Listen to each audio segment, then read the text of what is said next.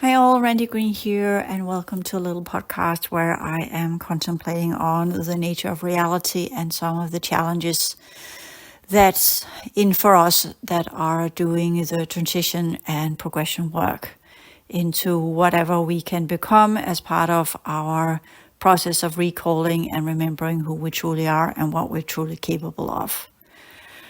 Today I really want to go out for a walk, but my whole body's just telling me it's a no-go. I feel super sensitive, and it is probably due to the solar storm, the CME, that is currently running through the ionosphere and the magnetic field of our planet.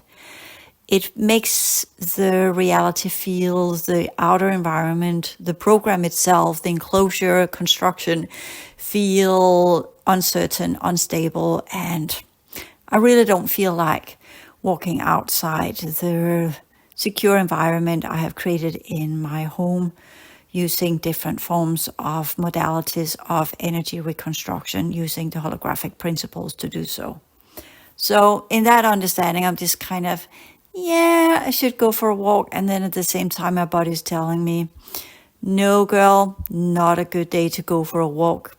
You won't enjoy it. You might need the exercise, but perhaps it's better to let that one pass, at least until the solar storm has worn off. On spaceweather.com today on the 25th of September, I don't know if it'll be there later on, but today there are shown pictures of some red auroras, which are rare. And that tells me that the spectrum of energy that are being emitted from the sun as it discards its fields is now going into the older layers, or we could say the low frequency spectrum that is connected to the red spectrum of light, which typically is the most dense version of frequencies that we have. So with that understanding, of course, that type of energy will probably affect some of the reality grid networks that are connected to the 2-8 pillar. That's my intuition. And by that, I don't feel the need to go out and get exposed to that type of energy so that when I go to sleep later tonight, I'll have that vibrating in my field, and with that joining whatever remnant of oscillation that is in our magnetic field, and with that it's easier to connect from these old layers of our reality to my energy system in dream time. So I'm kind of saying, okay, I would like to do exercise, but it's not really the day to do so. Also because the red spectrum is connected to some of the older layers of my molecular structure. On top of that one, I woke up with a heavy headache and feeling as if I had the flu without having fever. And I went back into semi-state sleep, semi-state of sleep, you know what I mean, the theta state, and I investigated what had been going on during nighttime. I had, of course, the superficial dream overlay going on, which made no sense. And as I dug deeper into the holographic inserts, I got to, first and foremost, some symbolic representation. And I will go through the steps of this into its gory details. Sometimes some of the groups that are leaving our solar system are doing what's called a giving over. I explained that other places, but here I will say giving over is when different extrasystemic races that have been operating inside our solar system, not belonging here and have been here on what we could call prerogatives or allowances from the colonizing races, as in kind of you have already squatters that have possessed or taken over your house and have claimed it to be theirs even though it's not. And then they at the same time are inviting all their different friends from other counties to the party in the house, which means that they're technically not allowed to be there. Well, then you kind of have an idea of what I'm talking about here. So the giving over is, yeah, sorry, we trashed your house, but here's the keys and here's what's left of it. And by the way, this is what we used the house for. So that's technically a giving over. Not that I can use this information for much. It's just like kind of, yeah, why do we want to tell me that? But it's part of the laws. This is how it works. So at least when at some point, if I do exist in the future with a mindset and the knowledge of this, or as part of the work that I have with the planetary library, at least that is now coded into the library, so whoever will come in the future will be able to find that information.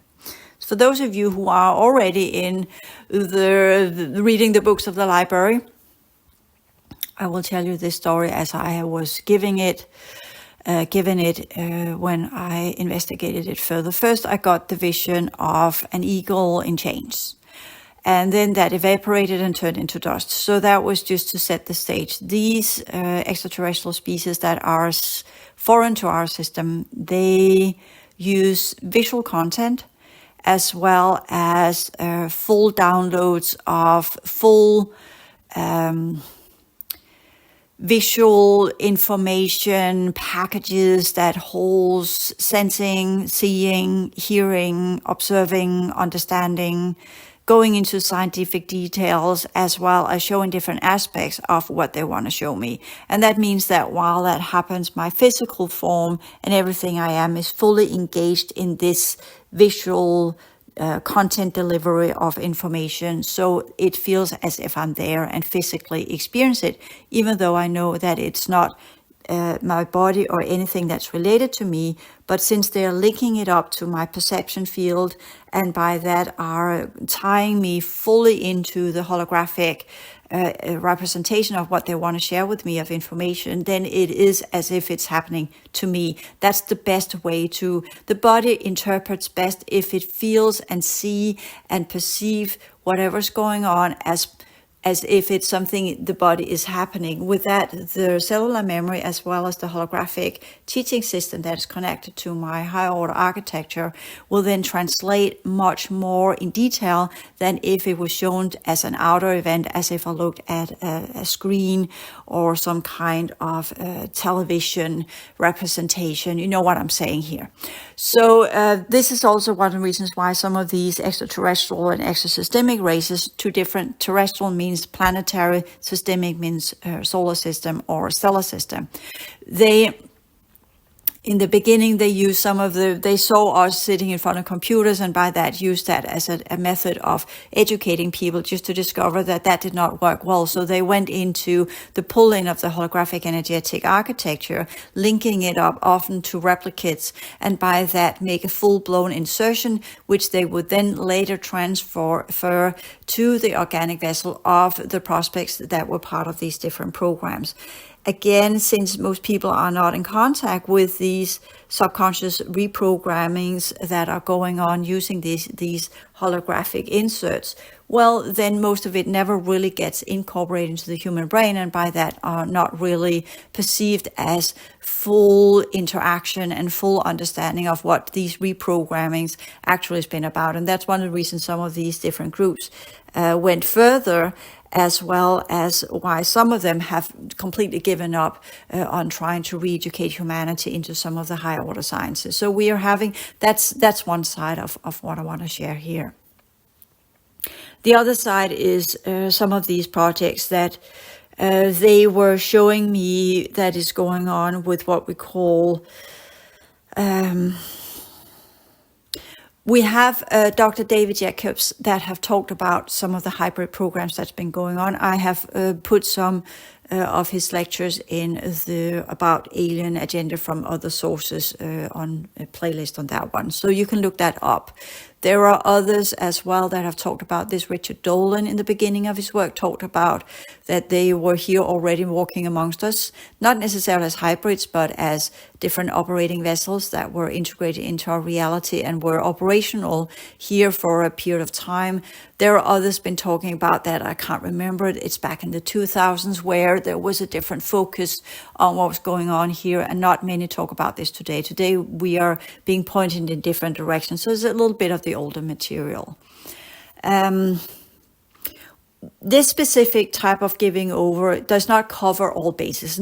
This is how it's going on for all groups that are here. We really need to wrap our head around the many different groups that have been here, worked here for a short period of time, taken off, leaving behind the trash, and not really caring however and whatever that does to our reality field, as well as what it does to the human population. So that's important to bear in mind. They are not environmentally engaged. They are not engaged in preserving this reality field, and they're not engaged in preserving humans as we know of them and taking care of humanity in a good mannered way, but are just here to, as we see it with so many different types of corporations as well, whatever it's inside or outside this reality field, are literally just coming in, selling their whatever they are here to sell, exploit whatever they're here to exploit, take resources, whatever they need for their project, and then take off and leave, and are not really paying much attention to the ramifications of these choices. And some of you that are in the ideas of karma and the reciprocity, the laws of reciprocity, what you send out, you will receive. You will say, well, what are the ramifications for these groups? Will there be some kind of later, what we could call jurisdictional feedback into misuse of resources in other planetary systems? And unfortunately not. That's why they're using androids to operate inside our reality. With that, it rests upon the android, and since the android is technological and third cycle energies, then whatever ramification it has inside this reality as part of the fourth cycle will not affect the technology that's been used inside this reality. With it, the laws of feedback and the laws of reciprocity only have one way to go, and that's into the collective fields of humanity, which creates what we call as distortion. So that's the unfortunate side effect. It's similar to what we're seeing with the pollution of our world as we know of it, where factories and producers of specific types of material in the production of these are generating quite a lot of residuals and are polluting and destroying the planetary network and magnetic field, and with that are creating more bad air quality, as well as polluting water, soil, and whatever resources they are utilizing in their production of these different types of products, whatever it is. I'm not going into any specifics here because that's a whole other line of sustainability and the ideas of how to use the planetary resources in a better manner. So that's another discussion. So I saw the eagle in chain evaporating, pointing me to the country that has an eagle as their sigil. And then I understood, okay, this is something that's been performed within the specific groups of people that are tied to this country. And we're here again talking about special access programs. With that, I also understood that I was then feeling very, very, very cold, and I felt as if I had, you know, when you have a carburetor in a car and you fill it up with this anti-freezing liquid, which would then ensure that the motor and whatever's going on in the car. Sorry, I'm not there. That's not what I want to talk about. I'm just giving you the understanding of how I felt. I felt I got some kind of fluid pumped into my veins that would ensure that I did not, that my body would not, my blood vessel would not freeze up in this cryo state that my body was being put into. And again, it was not my body, but the way that they upload this information content is literally tricking my body to believe it's something that happens to me, because then my perception of it will be much more detailed and much more valid, as well as much more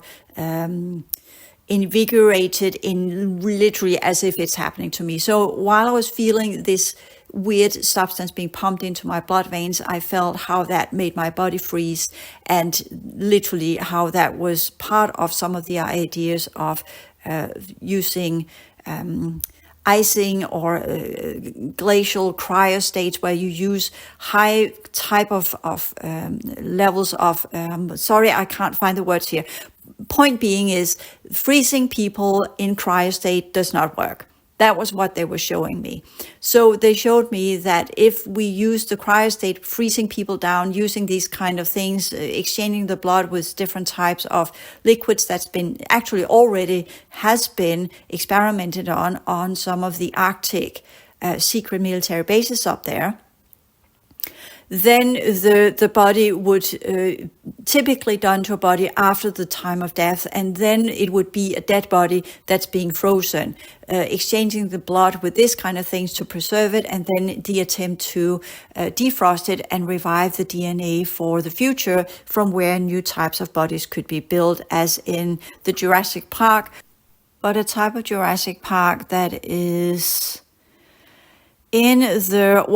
because these are old programs, it technically goes back 60, 70, 80 years. So you can calculate on that one, who technically began that with living subjects, trying to play with the idea of traveling into space and traveling into other worlds would demand a very long range of time. We're seeing that in science fiction movies as well, from where the human body needed to be in some sort of cryo state to move across space within the Einsteinian sciences and concepts of light years. We know now that that's not necessary, but there are on these bases, both on the North and South Pole, where the permafrost has been used for that very purpose, to create underworld laboratories where the environment is so cold that the resources to uphold these cryo chambers would be less than if these cryo chambers were put somewhere else. Now, I know it sounds very much like X-File, right? So we are in that vicinity of either is this implemented information taken from X-File, some of the movies, or is it the movies that have been made based upon some of the information that's been given subconsciously into some of the ones that wrote the manuscript and directed, or whatever. However, again, not where I want to go. That's why my brain shuts down, because I'm not to go down these paths of the other stuff. I'm focused on the information that's been uploaded into me.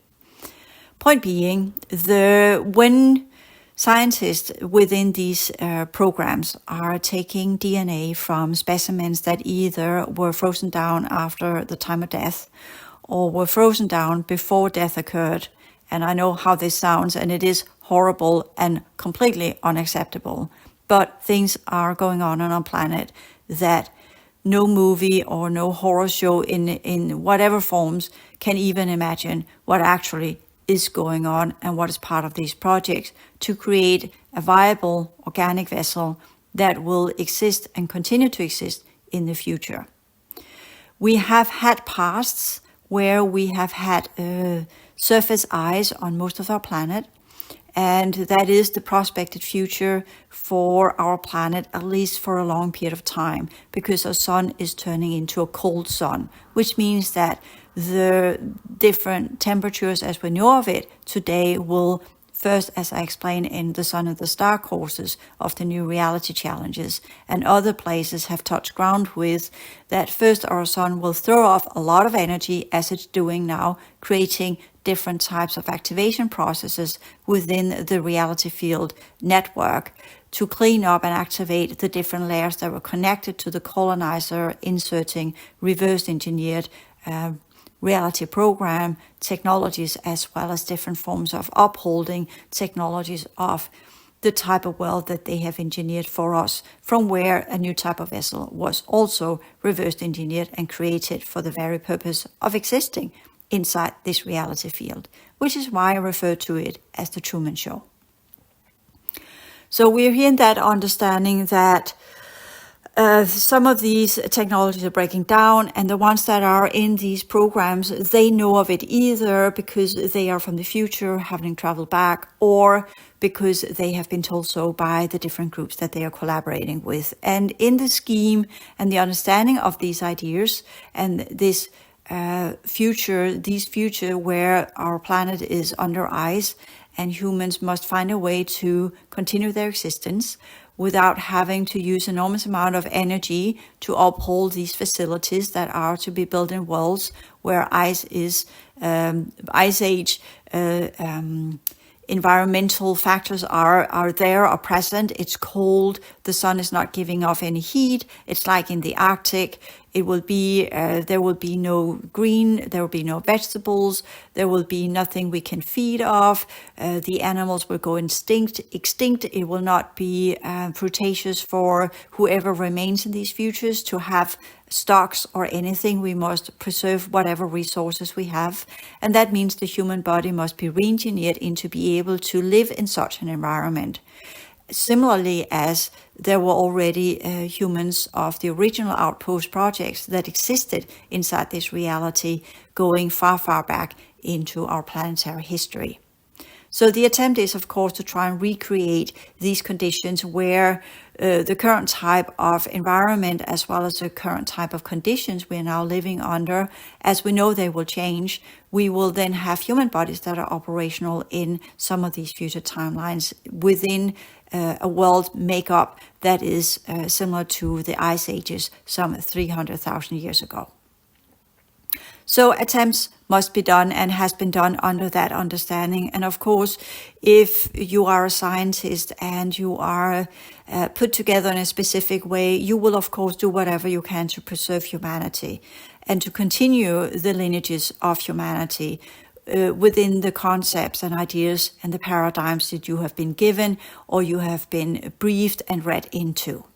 So we must take that into consideration. This is not about a blame game. This is a giving over of information given from races that have no remorse, have no emotional field, and by that have no understandings of what it means to ruin another life, another system for their own purposes, because they already messed up their own world, so they don't have conscious awareness of their cause and effect and what they're doing to this system. So we can't go in and say you should feel remorse of this because they're androids. So it's kind of a blind game going in and begin to blame or to try and go into some kind of justice with these things. The only justice that is of course to take down the cube and take them out of operation.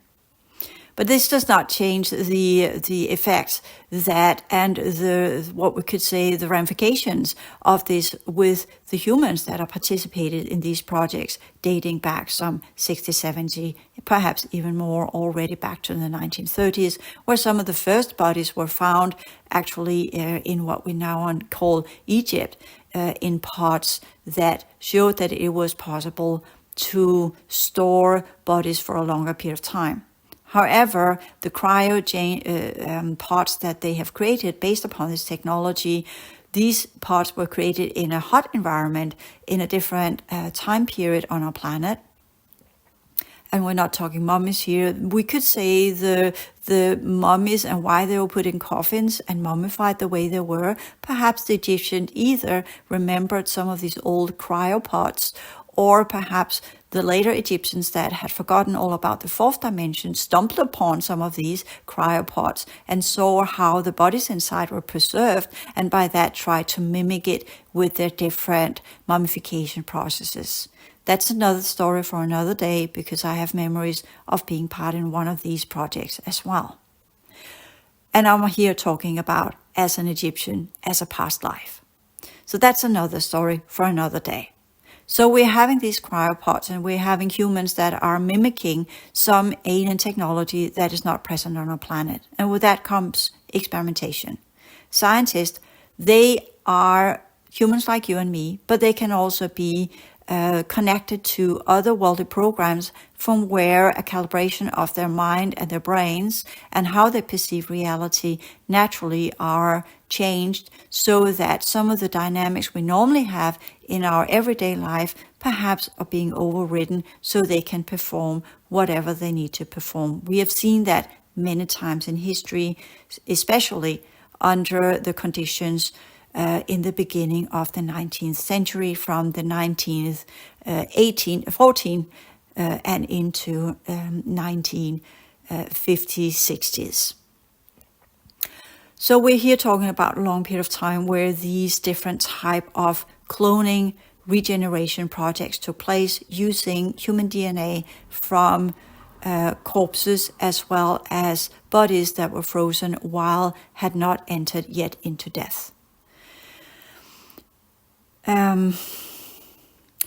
The next thing they showed me was the different types of old animals that are now being found in the permafrost in, for instance, Russia and other places where the ice is melting. These bodies are typically squashed very flat, and that's interesting, feeling flat like that. And they're also taking this is where the Jurassic Park comes in, trying to take the mammal or the mammoth or the saber-toothed tiger or whatever they've stumbled upon, or an old wolf, and try to recreate that. That was some of the first experiments they did. The problem is that if you take tissue samples from a corpse that has been, even though it was frozen down and by our understanding still preserved, but there's no vital life force in it, it's just flesh, then the DNA has altered itself. It might have the gene codes and it might be able to be revived, but the ability to link up to the fourth dimension and the ability to link up to the holographic energetic architecture that's upholding life forms on our planet is not present. So this is some of the first things that they were creating. They were able to create clones, as we saw it in the sheep Dory or whatever her name was, and that is possible. It is possible to claim to copy and replicate DNA. What is not possible to copy and replicate is the holographic energetic architecture in the manner that it is suitable for progression. It is possible to replicate, but then it's not suitable for progression. It will not evolve. It will stay status quo. It will be like a mirror of a moment in time. It will not have any progression dynamics. It will have no viability rate, and it cannot self-heal. So the deterioration process of that is high. So even though that they managed to create replicated holographic energetic architecture behind the clones, this architecture is unchangeable and is only functional within a specific level of reality. With that, different types of cube technologies and reality programs were created for this type of clones. They have been inserted for a long period of time, walking amongst us in the adaptation processes, trying to upgrade the DNA, as well as perhaps creating a kind of feedback loop into the holographic architecture so that could begin to progress and evolve along with the physical form it had. Of course, this is not working, and it was put that way because these groups thought that this is how it worked inside this reality, because they didn't know the long history and the reality configuration. And with that, of course, also the scientists working these projects did not understand why it was not working. Because when you are a scientist and you don't believe in a holographic energetic architecture, even though you're shown that it's there and you are told this is all that's needed, and you don't have the concept of consciousness units and the original connection to the racial grids and the holographic network and the interconnectivity of the worlds that we are part of and the original cycles of evolution and progression that all universal lineages are part of, then of course you don't know what you're dealing with. We could downsize and say it, well, as long as you think everything is just energy and matter and you don't understand that a soul is needed, well, then of course you cannot create life forms. You will only become Dr. Frankenstein. With that, I was also shown how the cells break down and how they are not possible to recreate from matter that is no longer connected to a holographic energetic field that holds consciousness potentials, as well as a viability rate that is infused from the reality field itself, that is the world that it's part of. These are some of the ancient sciences that most have forgotten. So with that understanding, it also became clear that some of their projects inside humanity would not pay off the way that they needed it. The challenge would then be either to fully integrate themselves and become part of this planet, as we have seen it with some of the other insectoid races that have chosen not to have physical forms in what we call human realms, but have chosen physical forms within the insectoid or avian realms, so that they had an organic vessel inside, an incubator, so to speak, that would feedback loop into their holographic energy system, and whatever they had in the cryopods that were to be repaired and upgraded using some of the original restoration program technologies to do so. That was only possible because they were originally part of the restoration program. They were originally granted access to the reality field network as part of these programs a long time ago. And remember, at that time, they were humans like you and me. So we are talking about original human races that changed due to the effects of the timeline event. Where does that lead us? What is the knowledge base of this? The most important thing for us to understand is that if there is to be any future for humanity, it is vital that we understand it's not just about energy and matter. It's not just about mind and what we are now, the three lower fields, because the futures that only holds these vessels that are no longer connected to the viability rate and the planetary network, as well as the original lineages, they have a slim chance of surviving. The races that have come here, they have learned that the hard way, hence being androids to this day. And they have missed the understanding of what it means to be connected to the original universal lineages. Their history has been erased with the holographic network, because the moment the planetary holographic network begins to go into what we call the end cycle process, it must either reconfigure itself to its highest potentials and at high standards and progression rate, which means it aligns again with the original reality field configuration, or what cannot do that in the transition process must then go into evaporation and be pushed out of the cycles, because it no longer serves any purpose and has no function, since these holographic networks no longer can uphold any life form. It is no longer capable of progressing, evolving, and transforming energy units of the cycles from where consciousness potentials can be developed. Once that ability is lost, there is only clones, replicates, androids, lesser forms of life forms, cube technology, and technologically driven worlds left with cyborgs and androids and half-organic vessels. That's one of the futures we don't want to go down. And that's one of the reasons why we as humans, in my opinion, must recall why it is important to do the progression work and why it is important to learn to work with our holographic energetic energy system, the architecture behind our physical vessel, and remove what was inserted by the colonizing races, so that we are no longer participating in their programs, but reactivate our original solar system architecture, and by that learn to reconnect to the original holographic energetic networks behind our solar system, from where we can step back in and reconnect to the cycles of the universal lineages. It's not an easy journey. There are no easy solutions here. It's a very long and very difficult journey for most of us. And there's nothing simple about it. My journey is not simple. It was not simple to begin with. My birth was not simple. Nothing is simple. Nothing is easy. And it's not that we are to anticipate hardship, because in a way what we focus on, we give energy. But it is to understand that life, it cannot exist unless it's connected to the original holographic energetic structure of the universes we're part of. This also includes the expansion of our perception of our universe is not the only one, but understand it's just one out of many.